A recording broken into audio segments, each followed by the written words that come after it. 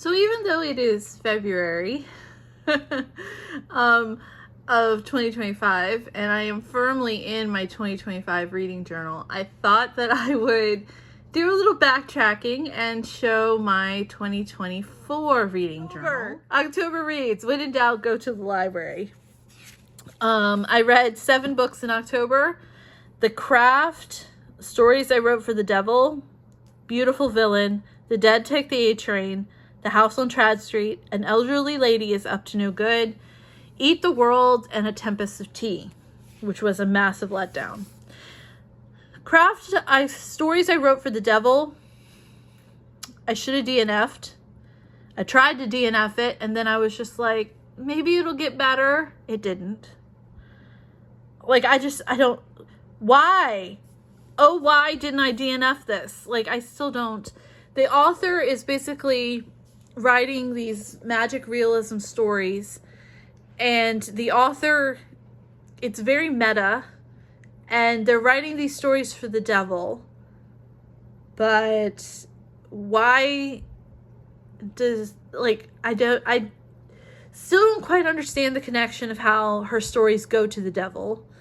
I don't understand why he wants her stories. I just, no. Next, favorite book of the month, Beautiful Villain, which was a retelling of The Great Gatsby, but with vampires. So if you liked The Great Gatsby, if you liked Underworld, because these vampires are very much modern science, yeah, it was very engaging. I really liked it. It was opulent with all like the rich folk, sexy, dangerous type thing of Gatsby. But it also had like vampires, and you had old world vampires who did not like this modern take on science and introducing science into their world. They did not want to know about their physiology. So you had like factions basically against each other, and it was good. It was good. There's another book by this author coming out. This is apparently like a series that she's doing. This is the first one. The next one is a retelling of The Picture of Dorian Gray, and so I'm really interested in that one, because that's Picture of Dorian Gray has always been one of my favorite books. The Dead Take the A Train, book 1 of a duology. Have no idea when the second book is coming out. It's like, really? You're writing a duology, you leave it on a cliffhanger, and then you don't tell anyone when the next one's coming out. And this book is kind of old. It's like 3 or 4 years old. And where's the second one? Very, very Lovecraftian. We have old ones trying to break into our world again. New York is a magical town. Lots of urban fantasy elements. I thought it was kind of good. It was kind of in the splatterpunk, if you remember splatterpunk from like the late 90s, early 2000s. It's kind of like in that kind of vein of writing. So yeah, not really scary, more Buffy-like. If I had to describe it as something, it's more like Buffy, I guess. Where you have monsters, and then you have a band of misfits who come together and make an found family, and they're, standing up against the monsters. So yeah. Eat the World was a collection of poems that came out from Marina, Diamandis. She is a musician, rock person I never heard of, but apparently she's very popular. She wrote a poetry book, put it out, obviously. I read it. The poems read like lyrics to a song. You can definitely see her musical background in the poetry, because they sound like lyrics.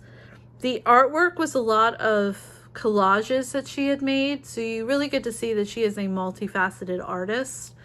The poems were hit or miss, really. Some of them were good. Some were just like, why? I don't get it. She had some neat little turns of phrases, but overall she should stick to being a musician. The House on Trad Street was the first book in a series. It was very much like Ghost Whisperer, Melanie is a real estate agent, but she can see ghosts. And so she has denied it her whole life that she can see ghosts, but then she inherits a house on Trad Street. And there's some mystery. The ghosts are trying to tell her how to solve the mystery. There's a hot guy who, is like a Mr. Fix-It handyman. It was a cozy read. I enjoyed it. An elderly lady is up to no good. This is the kind of old lady I want to be. She's badass. Basically, if you cross Maud, she gets you. So, Christmas time, one of the stories in the book was Christmas time, and her neighbor beats his wife, and she can hear it through the wall. So she goes out and leaves her walker in a certain spot in the hallway that you can't really see, and she waits until her neighbor comes back drunk, and he trips on the walker, falls down the steps, and gets killed. It's stuff like that she does to exact her own little revenge on bad people who cross her. And it's just, she's a badass old lady. Don't mess with Maud. But it's funny because, she says that no one suspects her because she's just a little old lady. It was funny. It's one of those satirical novels, and it's meant to be funny. It's not meant to be, oh, you terrible person, serial killer, the detectives need to get you. It's not like that. It's meant to be satirical, and it was cheeky. A Tempest of Tea by Hafsa Faisal was a massive disappointment. So the premise of the book is there are these tea houses that cater to vampires. So they're not exactly serving tea, okay? And they're supposed to be vampire espionage and politics and this weird little city. It was nothing like that. It was a heist book. It was like Ocean's 11.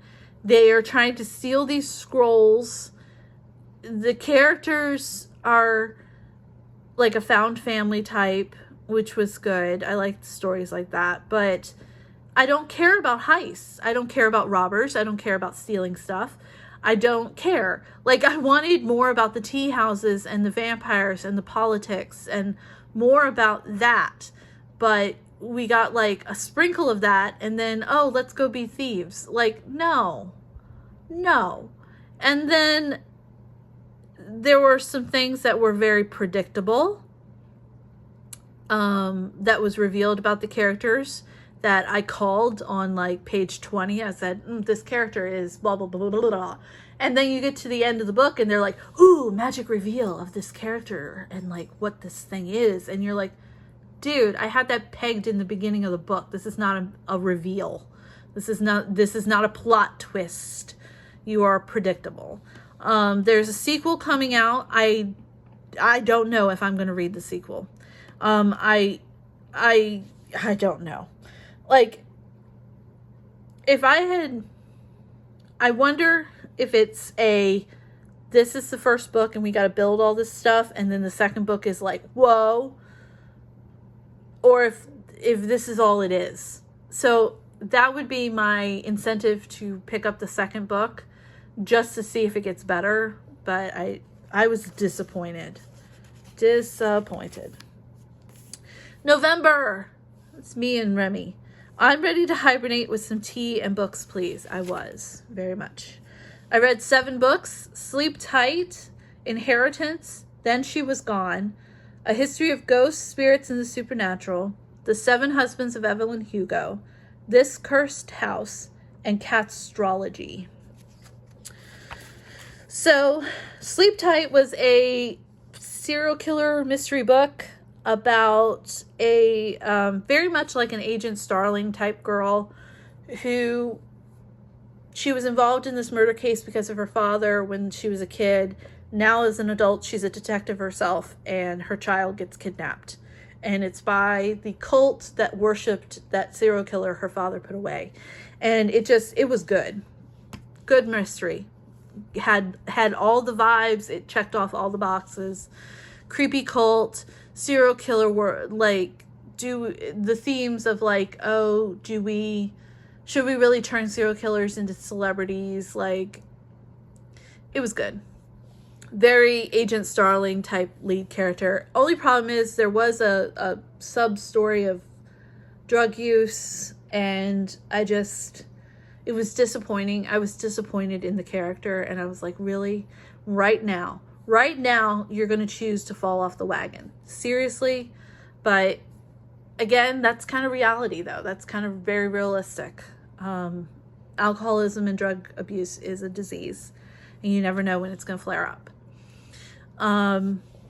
Inheritance was first book in the Lost Brides trilogy.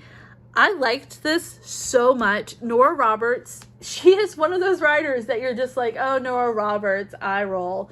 But then she comes out with some things that you're just like, is that really a Nora Roberts book? Like, who wrote this? Like, she writes what she wants to write. And, you know, a lot of her stuff is romance.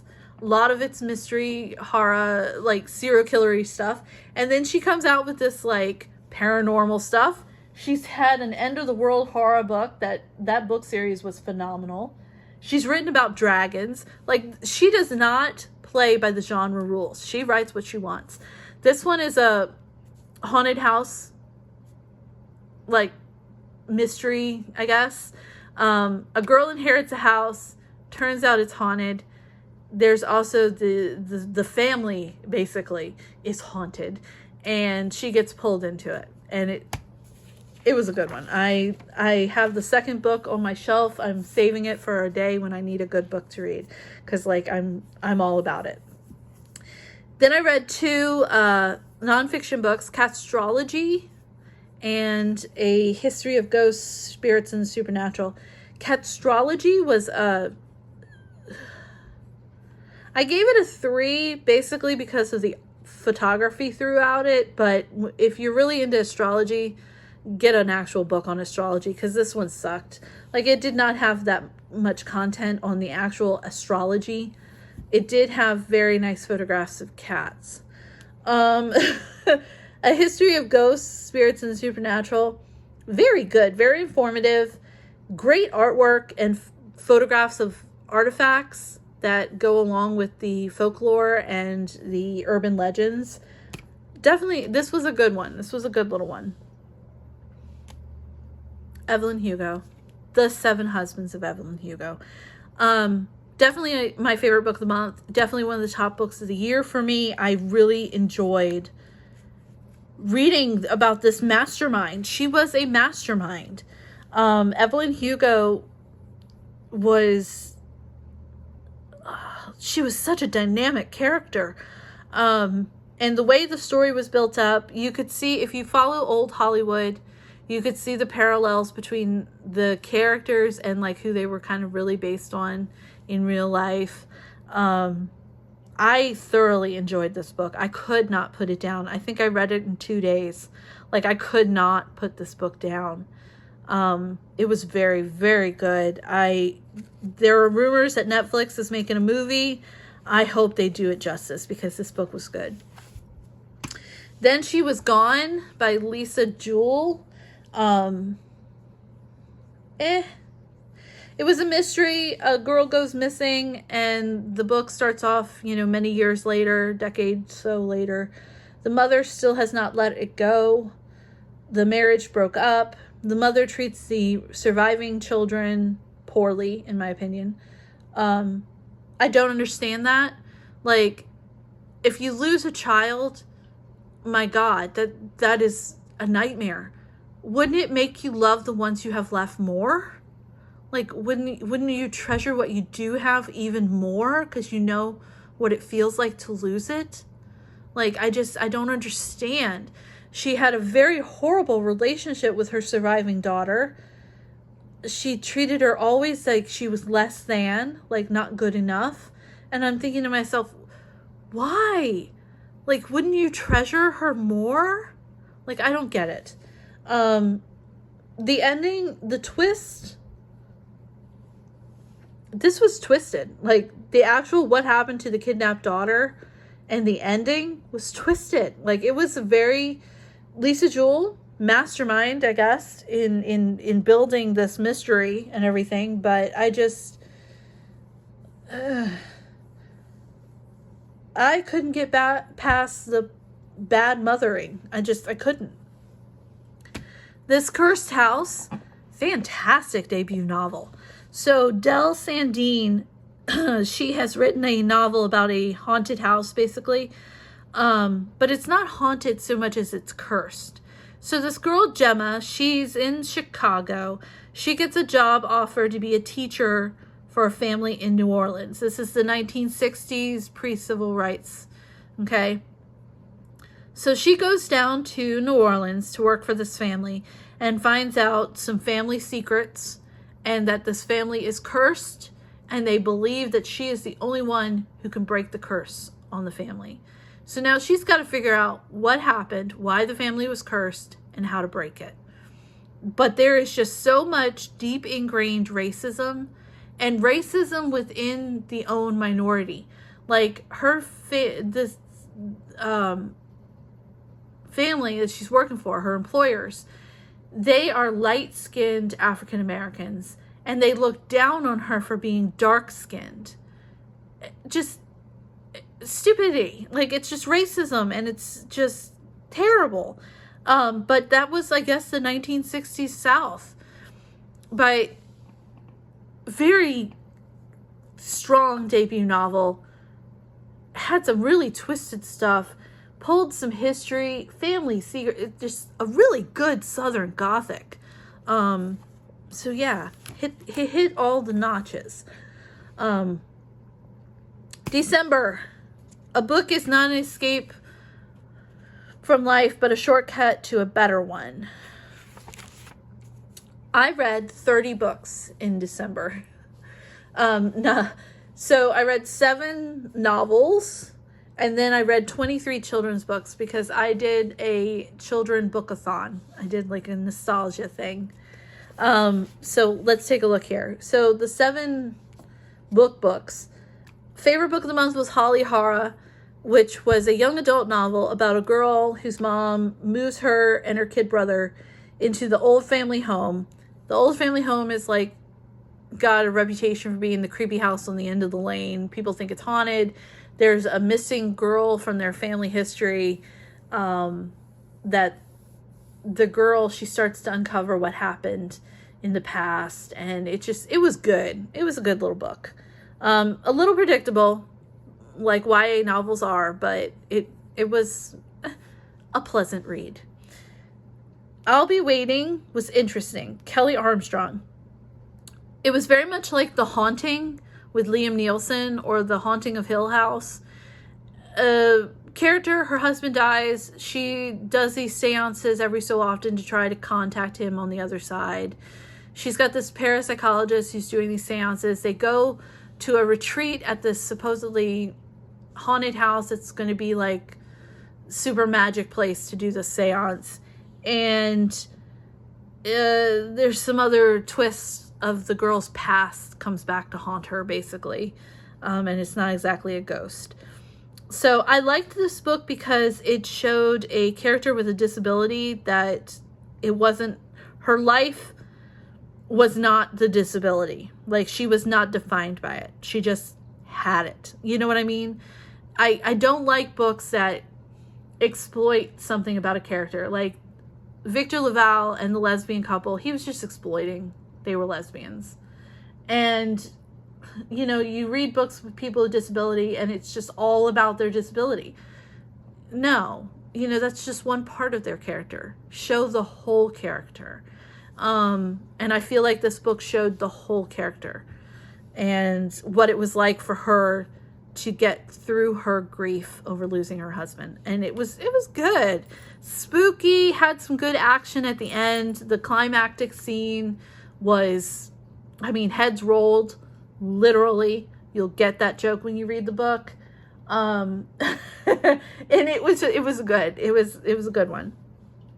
The Deading had so much hype around it. It was like a fungus was taking over from sea creatures. It was supposed to be like The Last of Us. It was so god-awful boring, I couldn't stand it. It was so god-awful boring. Oh my God. Was it written by like a scientist? And like, oh, DNF. DNF.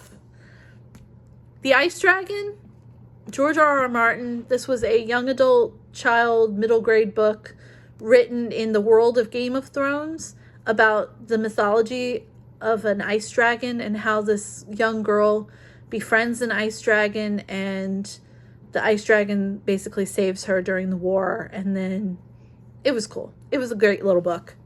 Great illustrations. It was good. Lemony Snicket, The Lump of Coal. This is what kind of got me falling down the rabbit hole of children's books in December. But Lemony Snicket is just funny. He's very satirical.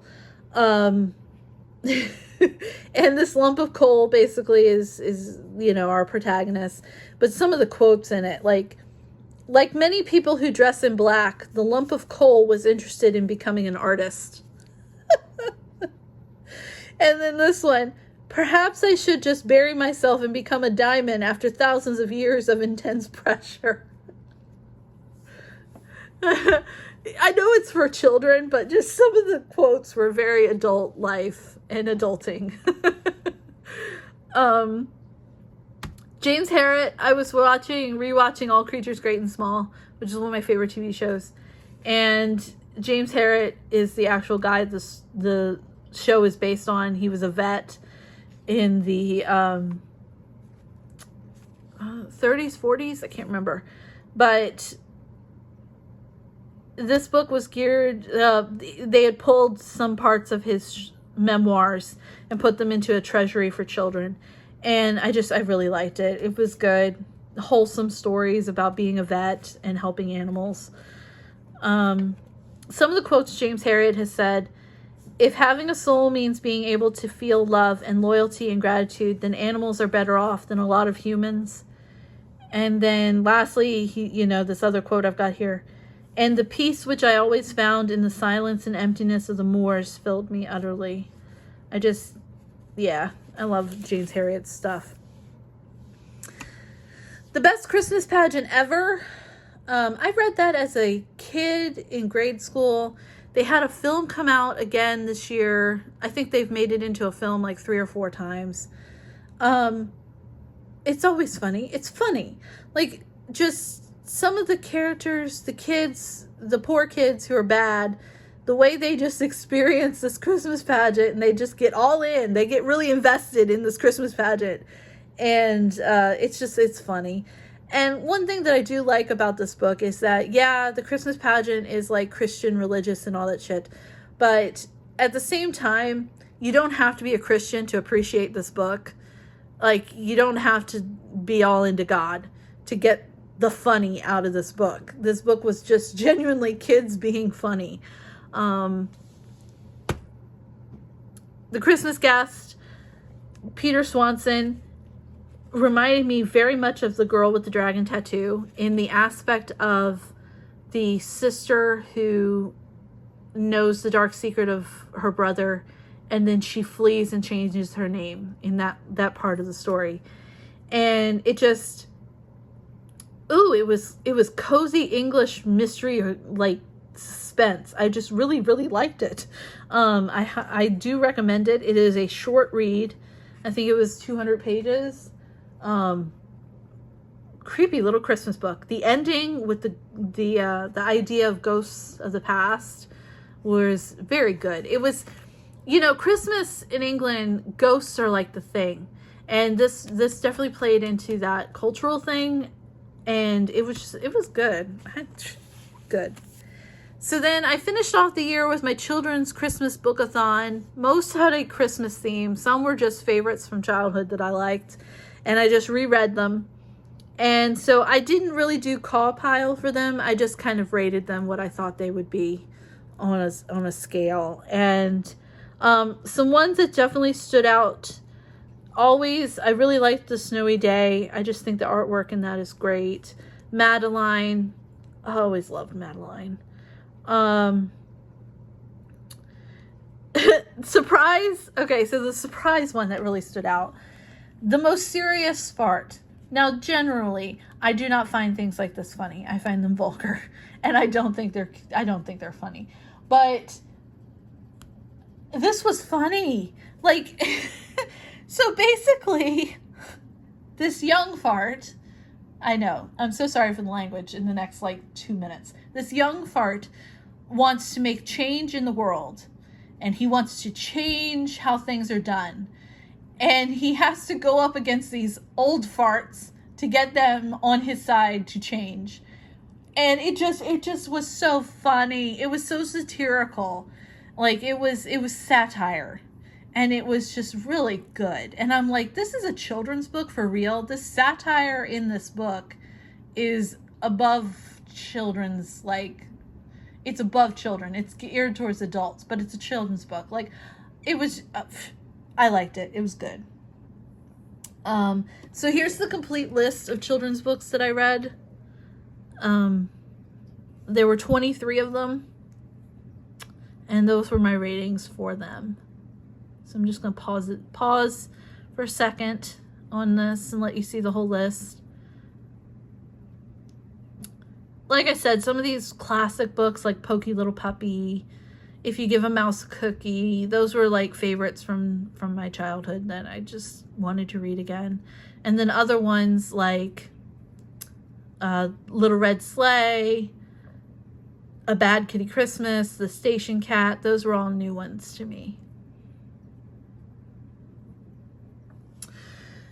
So we turn on to the last page. Close the chapter, but carry the lessons into your next adventure. So that was my 2024 reading journal. Lots and lots of books. Hope I didn't do any too major big spoilers. If I did, sorry. The way I see book review, book wrap-up things, you kind of watch them at your own peril anyway, knowing that you might get spoiled. But yeah, that was my 2024 reads. I thought it was a gorgeous reading journal. I loved making it, but it was a lot of work. It was intense.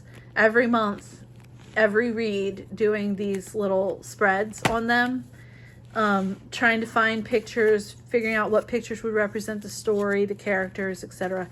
It was intense. So I definitely scaled back quite a bit this year with my book reviews, and it has been a lot easier to get my book reviews done without having to do these big spreads every time.